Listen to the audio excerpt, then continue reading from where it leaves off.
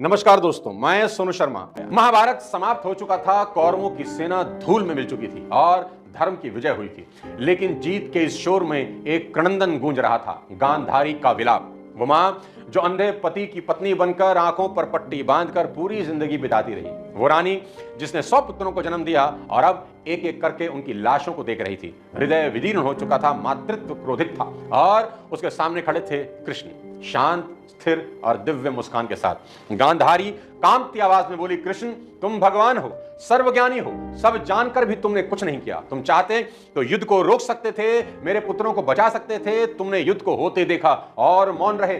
तुमने अधर्म के विनाश को धर्म कहकर स्वीकार किया, इसलिए आज मेरी गोद उजड़ गई। और फिर उस मां ने फूटी आंखों और टूटी आत्मा से वो शब्द कहे जिसे इतिहास गांधारी का श्राप कहता है। हे माधव, जैसे मेरी संतति नष्ट हुई, वैसे ही एक दिन तुम्हारा वंश भी नष्ट होगा। द्वारका उजड़ेगी और तुम भी इस संसार में वैसे ही एकांत में जाओगे जैसे मैं आज अकेली खड़ी हूं। पूरी सभा सन्न रह गई, लेकिन कृष्ण मुस्कुराए। न क्रोध न प्रतिक्रिया, बस एक शांत स्वीकृति।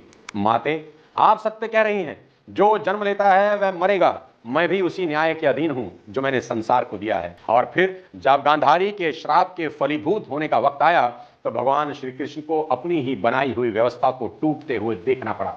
जिस वंश को उन्होंने अपने हाथों से खड़ा किया, जिसे शक्ति, संपत्ति और समृद्धि के चरम पर पहुंचाया, उसी यदुवंश का अंत उनके सामने हुआ और वो कुछ न कर पाए। द्वारका, समुद्र के किनारे बसी वो चमत्कारी नगरी जहां कृष्ण राज्य करते थे, जहां यदुवंशियों की ताकत इतनी बढ़ गई कि अहंकार उनके सिर चढ़ने लगा।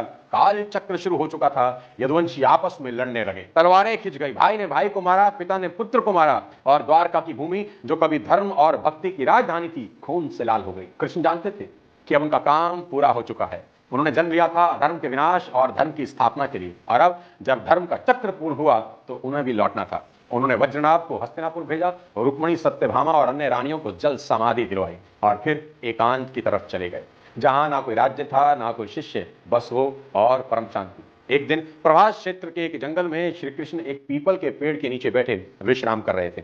आंखें बंद थी, चेहरे पर दिव्य मुस्कान थी, जैसे सब कुछ जानकर भी वो कुछ कह नहीं रहे हों। तभी एक बहेलिया जिसका नाम जरा था उन्हें देखता है और भ्रम में आकर उनके पैर को हिरण का कान समझकर तीर चला देता है और तीर कृष्ण के पैर को भेद देता है। पर हैरानी की बात यह है कि ना तो कृष्ण ने क्रोध किया, ना बहेलिये को श्राप दिया। उन्होंने बस मुस्कुराकर कहा, जो होना था वही हुआ, तुम तो बस निमित्त मात्र हो। और बहेलिया जरा, जिसने कृष्ण को तीर मारा था, वो कोई और नहीं, त्रेता युग के बाली का पुनर्जन्म था, जिसे राम ने पेड़ के पीछे से छुप कर मारा था। समय ने ऋण चुकता कर दिया। श्री कृष्ण ने पृथ्वी पर अपनी लीला समाप्त की और जैसे ही उन्होंने शरीर त्यागा, समुद्र की लहरें उठी और पूरी द्वारका नगरी को निगल गई। वो नगरी जो समुद्र से निकली थी उसी में समा गई।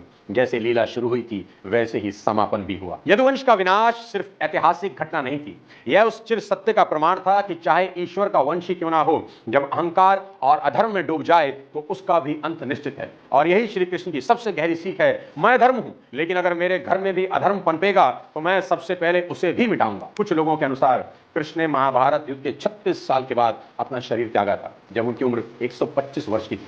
और यह भी मान्यता है, जब पांडवों ने उनका अंतिम संस्कार किया तो उनका शरीर तो अग्नि में समा गया, लेकिन उनका हृदय धड़कता रहा। अग्नि ब्रह्म के हृदय को जला नहीं पाई। पांडव इस दृश्य को देखकर चकित हो गए थे और तभी आकाशवाणी हुई कि यह ब्रह्म का हृदय है, इसे समुद्र में प्रवाहित कर दें। पांडवों ने श्री कृष्ण के हृदय को समुद्र में प्रवाहित कर दिया और जल में प्रवाहित श्री कृष्ण के हृदय ने एक लट्ठे यानी एक लकड़ी का रूप ले लिया और पानी में बहते बहते वो लकड़ी उड़ीसा के समुद्र तट पर पहुंच गई।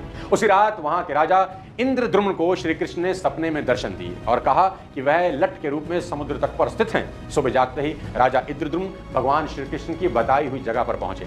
उसके बाद उन्होंने लट्ठ को प्रणाम किया और अपने साथ ले आए। इस लट्ठे से ही भगवान जगन्नाथ, बलभद्र और सुभद्रा जी की मूर्ति का निर्माण विश्वकर्मा जी ने किया। ये सभी दैवी प्रतिमाएं पुरी के जगन्नाथ मंदिर में विराजमान हैं। श्री कृष्ण चले गए, लेकिन गीता आज भी हर दिल में गूंजती है, हर दिल में बसती है। हर प्रेम में राधा बसती है और हर संकट में एक ही सवाल उठता है, हे कृष्ण तुम कब आओगे। Thank you so much. जय हिंद।